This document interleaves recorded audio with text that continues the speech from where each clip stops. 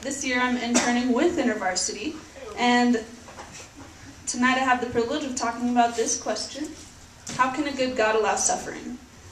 This is a question I had in college, and I know that I'm not alone. It's been a hot topic for centuries, and all of you are in good company. I do believe I'm qualified to answer this question on these grounds. I've experienced goodness, I've experienced God, and I've experienced suffering. If you've experienced even two of those three things, then you're also qualified to talk about this question. So please do. Tonight I'm going to have time to discuss after my talk. And also tonight I do not expect to fully sum up years of theologians and philosophers' teachings in 30 minutes, and I would be suspicious of anyone who told you that they could. Tonight I want to give you something better than a sum up, and so that's why I'm going to offer you that chance to discuss. And decide for yourself, how could a God, like the God of classical theism, allow suffering? How can God allow bad things to happen to good people? How can there even be a God when my life sucks? Or does God exist and he just hates me? Like I said, I've experienced suffering. My mom got diagnosed with stage 4 colon cancer the summer before I went into college. I came into college wondering why God would allow that to happen to my mom. She was the sweetest, wisest, and most prayerful woman in my life. After being raised by her and believing in God my whole life, I found myself stuck on this question that I'm talking about tonight. I also wondered if God was testing her and my family to see if we would still follow him. And I thought maybe he would heal her and make our testimonies all stronger. We'd be able to say that my mom was really sick, but God healed her with a miracle, and that's undeniable, or something. So we held on to that hope right until the end, but she passed away in August of last year, 2014. I hope that you guys never have to watch your parent descend into pain and suffering the way that I watched my mom in 2014, when the cancer spread to her lungs and her lymphatic system. For 3 years before that, she did chemotherapy and radiation treatments, and a lot of you guys know that that's not really easy to watch either. Eventually, her body wasn't strong enough to recover after those medications, so she stopped taking the treatments, and we just kept praying for miracles with our friends and family. I know what it is to suffer, so this question is important to me, personally as well as intellectually. I know that there are a lot of different people in the room tonight, and I'm really glad that everybody's here. We all have different belief systems, and we come from different backgrounds, and I think that's really great. Something that we do have in common is that we've all witnessed suffering. We've either experienced it or seen other people experience it, and that's for Christians and non-Christians alike. That's probably why you're sitting in your chair right now. Something about this question piqued your interest. When I suggested discussing this question with other people tonight, some of you probably got excited, and others of you probably shuddered at the thought. But this issue about God keeps a lot of people away from being able to really understand him. And it's because they choose to not really look into it. So I'm glad that you're here. Tonight I challenge you all to look into it with me and be better than that. I want you to keep the conversation going after I talk tonight, and even tomorrow and the next day. We can learn more and define our own beliefs better if we talk with people who disagree with us and present a different conclusion or opinion. That's why I think that talking to someone here tonight who's different than you could be really helpful. If you do, I promise that your answer to this question will come out stronger. My last caveat is that the suffering around us is very obvious, and it seems ever-present. No matter if you believe in one God, or thousands of gods, or no God at all, you see suffering in the world and you're faced with this question. Rejecting God will do nothing to help you answer this question. Christianity can provide answers for you, more than just avoiding the topic because it's hard. I would like every one of you to leave tonight knowing that it is possible to believe in the God of classic theism in the face of suffering. It may not be easy to come into a conversation like this, and I know that. I was there. It's even harder to have an open mind, and that's my last challenge for you tonight. Take a moment right now in your seat. Put aside things that would keep you from really hearing me and from hearing God tonight, If you've been hurt by the church, you're not alone. If you've been hurt by individual Christians, I have too. But God is so much bigger than both of those things. If you give him a chance tonight, then he really wants to speak to you. So take a moment, just like start thinking that way, like with a clean slate.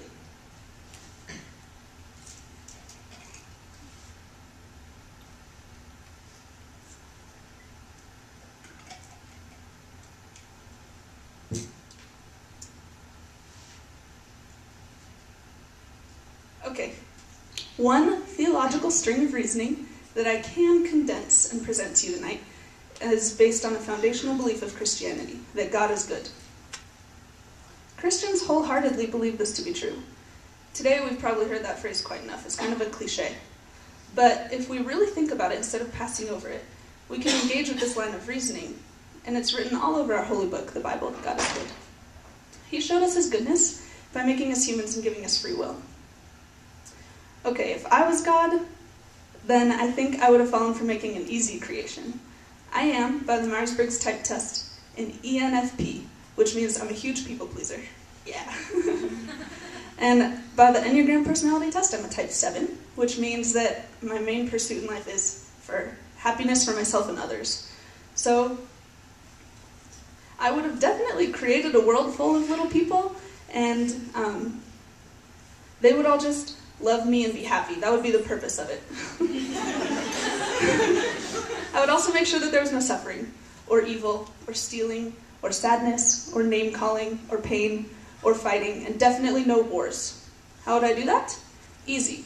I would just control every decision of every little person down there. And I would make sure that they would never turn against me or each other.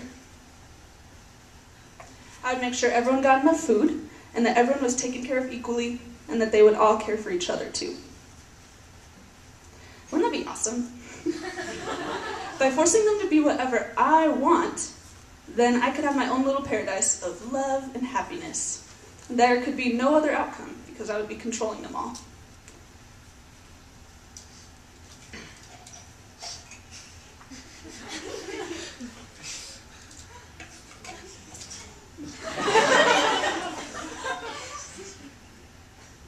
I want to just propose that that would not actually be that great.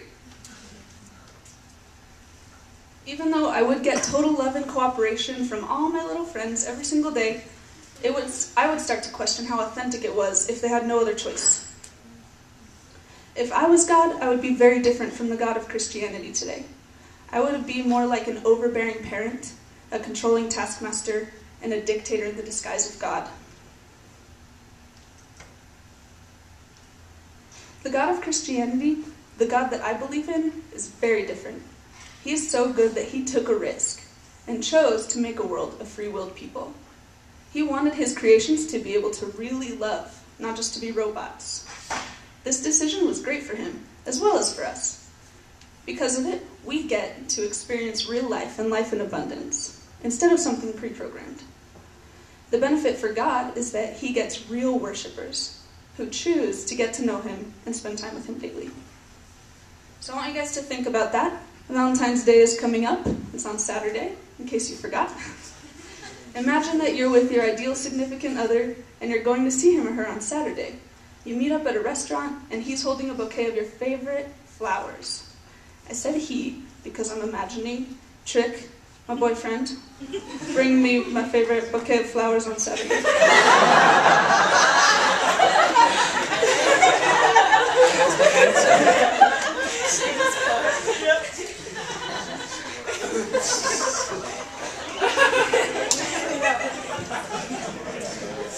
Okay, back to my point. So, say he brings me the flowers and I'm so excited and I hug him and I say, thanks so much. These are so beautiful. I can't wait to put them in my apartment. They smell so good. I just love them. Thank you, thank you. And he replied with, well, you know, it's Valentine's Day, so... What? If he said that to me, I would throw those flowers back in his face. I don't even want them anymore. That would mean, like, if he said that, it would feel like they weren't even for me. It would feel like they were for him, to not get in trouble for getting me flowers on Valentine's Day, or something. So I wouldn't even want them anymore. I would so much rather hear, never tell me that.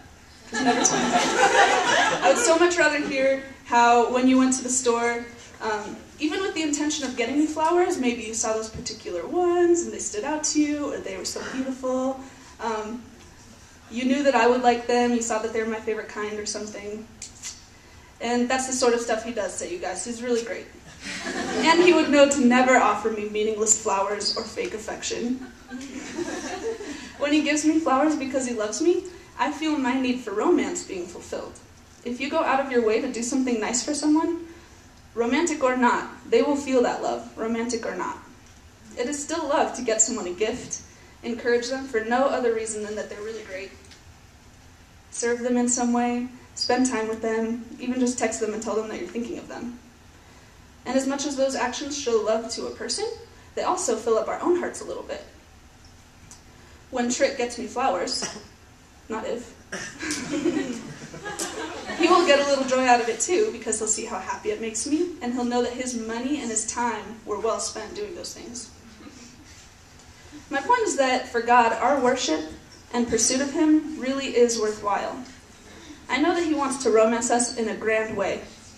And he wants our love for him to be as authentic as I want Trick's love for me to be. I actually require it. If he started getting me flowers just because of what day it was, then I would move on and not even think about it. Because that's not worth my time. In the same way, God gave us free will so that we can love him. Not because we're required, but because he wants us to choose that. I'm glad I brought this with me.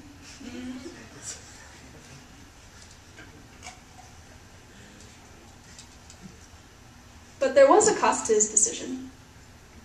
In order to choose goodness and closeness with God, there had to be another option that was equally attainable. The cost was the choice to pursue evil and stay away from God. Without that option, free will isn't really free will. Many of God's creations choose that option because it is a lot easier than trusting God and pursuing him. I argue that most of the suffering we see in our world today is because the vast majority of people have chosen that option. And that's hard to imagine, so I'm going to give you an example. World hunger is a cause of huge amounts of suffering, and it's easy to think that the problem has always existed. Therefore, it must be God's fault and it's inescapable.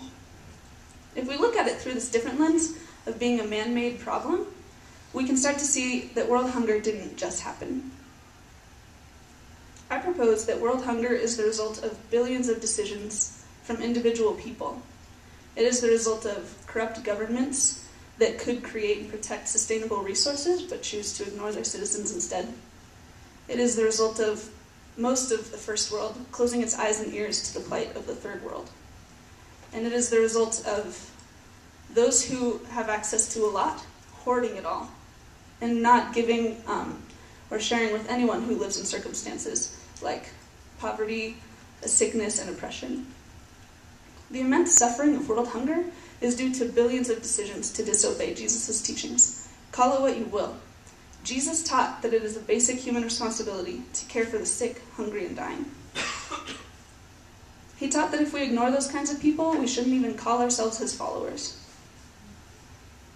We, humans, have taken the good gift of free will and squandered it on things like selfishness. We are the reason that suffering has entered the world, and all of creation feels it.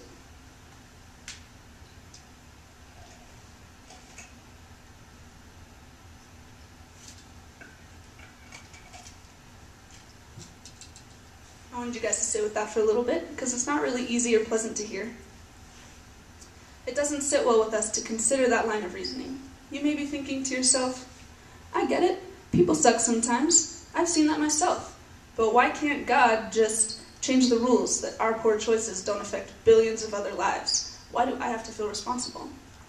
You might even take it as far as, God is the one allowing humans to affect other humans in such a terrible way. He could put an end to it immediately, so as long as he doesn't do that, suffering is still his fault. And I understand how tempting that line of thinking is. I don't want to be responsible for other people's suffering. But in order for people to truly love each other and care for each other, there has to be the option to do the opposite. We get to choose every day to love strangers, act with humanity, and care for those less fortunate. The other option is to hate, ignore, and act with malice. God couldn't just take away evil without taking away the goodness behind good actions. If God removed all evil from the world, he would be removing more than just free will. He would be removing our humanity, our compassion, and our goodness. If there wasn't any choice for evil, our good decisions would become hollow and devoid of emotion.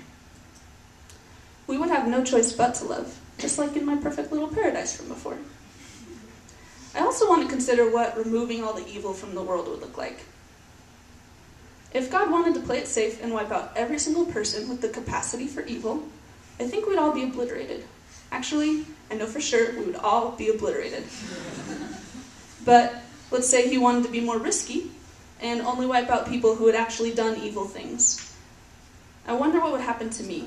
I haven't murdered anybody or abused any children or aided the sex trafficking industry.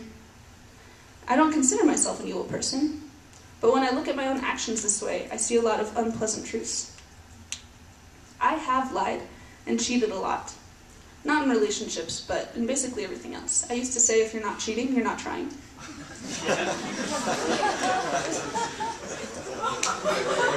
I have said really mean things to people, meaning to cut them down, and it worked. I've called people mean names. I even physically bullied others to make myself feel superior. I've stolen things. I've been selfish and ungrateful. I've ignored others and their needs. I've judged people before even speaking to them, and I've gossiped. I've caused all sorts of suffering in this world. If God obliterated evil people from the world, I would be a goner. The God of Christianity is really what makes us different from other religions and from a lack of religion.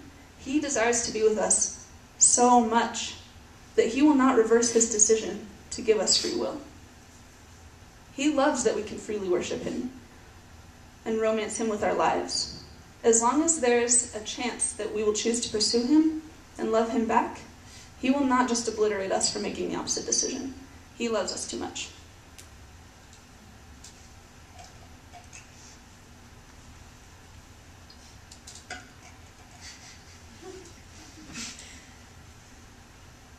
More than that, Christians believe that God came down to the world as a man, who I've mentioned before, Jesus.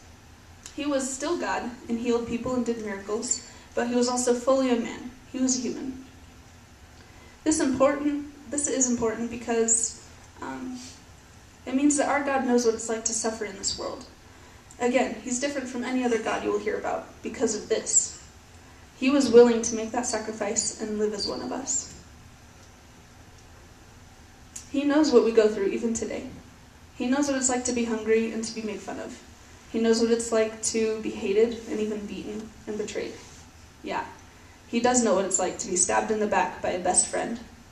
He knows what it's like to die in a painful and humiliating public execution. And you might say to yourself, well, he's God, so it probably didn't hurt. Or he supposedly knew what would happen, so that must make it easier. I'm pretty sure that knowing which of his friends would sell him out to be executed did not make it easier to live life with that guy. It was probably actually harder to love him and see him all the time and teach him, knowing what he would do. And yeah, he was definitely God in a human body, but that body was just the same as ours. He did feel pain, emotionally and physically. That's a fact. When he knew that he was going to the end of his life, he prayed that there would be another way for it to happen, because he knew how violent it would be, and he really didn't want to go through with it. But he kept walking toward a very painful ending. So yeah, he knows what it is to suffer, just like we do, or more so. I also know that God has suffered in unique ways. Imagine watching your little creatures every day hurt each other physically, wound each other emotionally, even kill one another, and all the time ignore you, their creator. That would definitely be enough for me to wipe mine out and just start again. No free will this time. I would have learned my lesson. They were totally missing the point of even being created.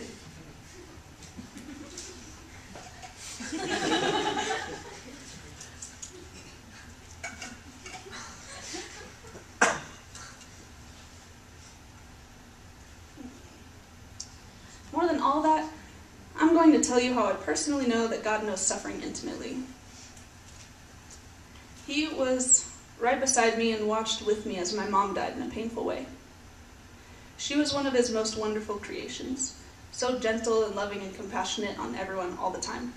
Want to know how lucky I am to be her daughter?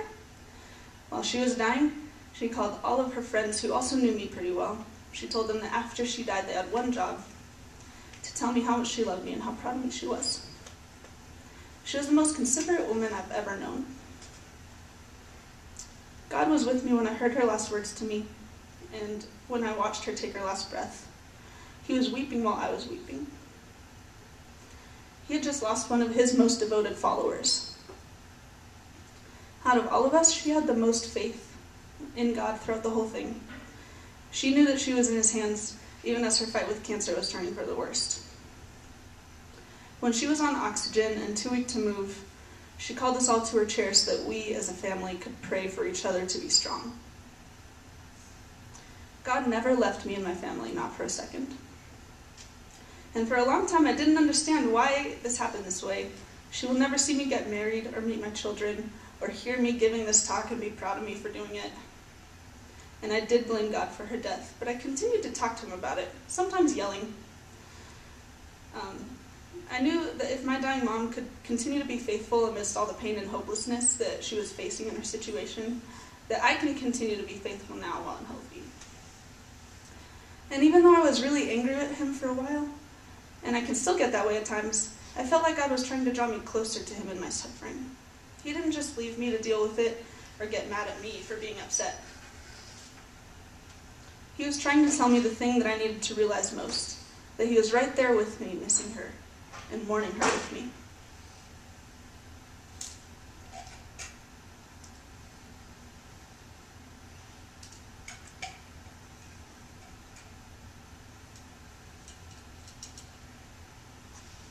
No other religion can say that they have a God who's not only heard about suffering and cares about suffering, but is able to relate to us intimately in our suffering, because he was there. Let me read a quote from one of my favorite books. The author, Greg, went through the exact same thing as me, and in this book has an ongoing conversation with his atheist father about why he, Greg, believes in Jesus and became a professor of apologetics. What I also experienced, Dad, and what is shown throughout the New Testament, is that Jesus suffers with us in our suffering. One of his names in the New Testament is Emmanuel, which means God with us. However low we sink, he's there. He's there at the bottom waiting for us. He isn't off on some distant planet, indifferent to our plight.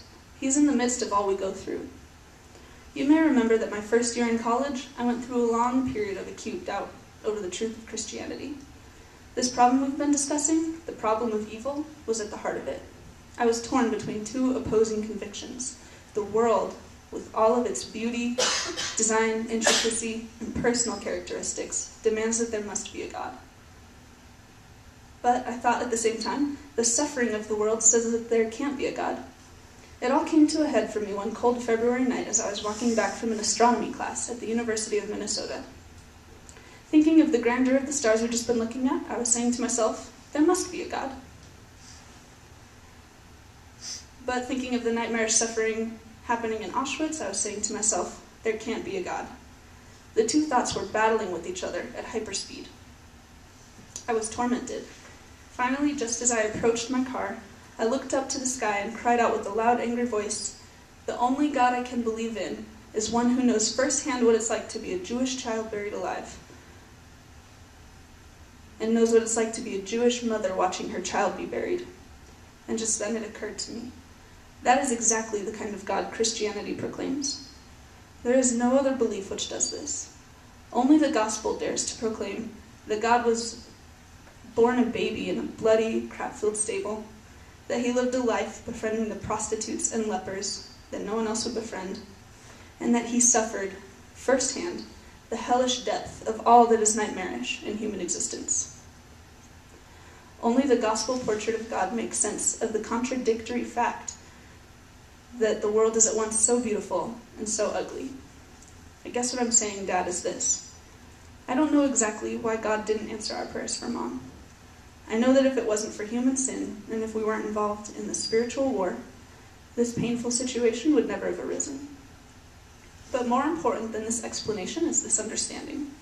God was suffering with you and me and Mom throughout the whole affair. He cries too. And through his participation in our pain, he wants to redeem it. He wants to bring about whatever healing is possible to you, to me, and to all involved. His healing strength is in his vulnerability to pain. He's begun to bring about this healing in my life. He can do it in yours as well. Thanks for your honesty. With love and hope, Greg.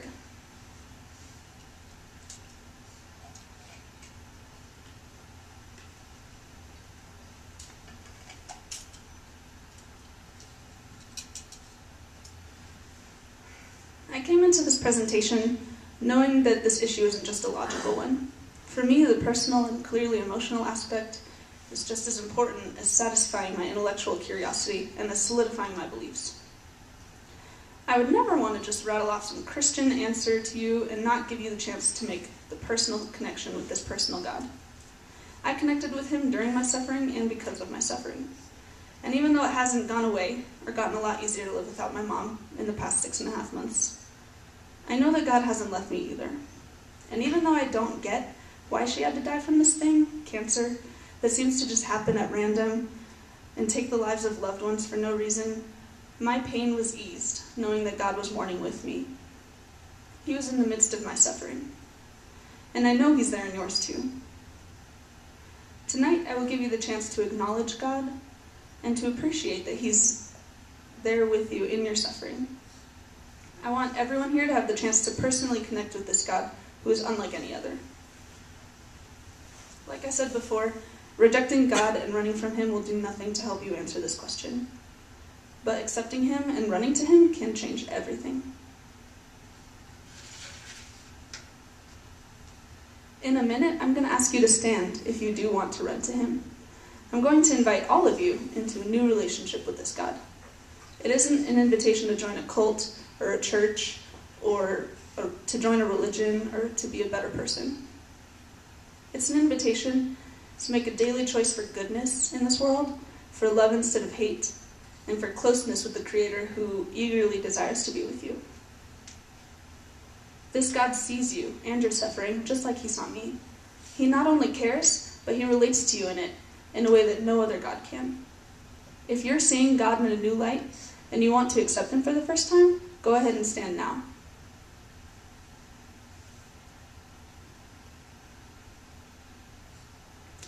If you feel nervous about standing but you want to, I understand. The reason I ask for such a visible commitment is because you're going to become more and more visible every day as you stand against the current of people who are going to make selfish decisions. Think of standing now as a symbolic acceptance of this Christian God who is asking you personally to meet with him. I'll just ask one more time. If you feel like I've been speaking straight to you and you want to join me in this commitment to God, just stand now.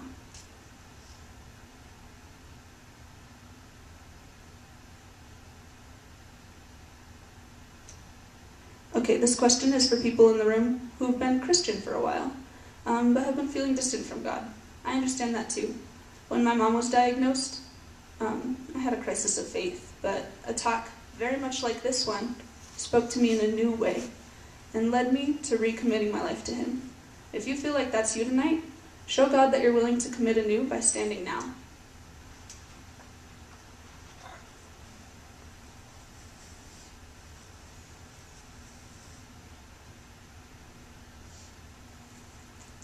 Thank you for choosing to stand.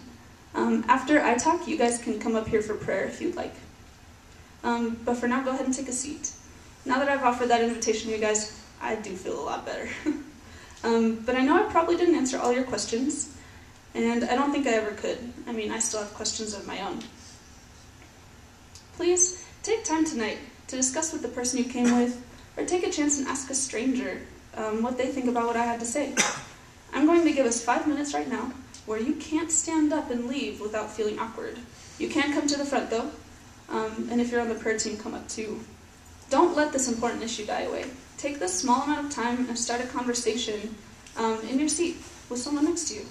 And if you feel like this God may be worth your time to learn more about, just come back next week. My friend Ben is going to answer our last question. Is it even rational to follow Jesus? We'll meet at the same time in the same place. And we can't stay in this room forever talking, even though that would be really great. So I recommend going to Starbucks if you want to finish up a conversation or just to hang out. Someone will come up in 5 minutes to let you know that your time is up, and then you can leave without feeling awkward. Thanks so much for coming tonight, and don't forget about prayer up here in the front. If you stood, come up here and pray with me. It'd be really great.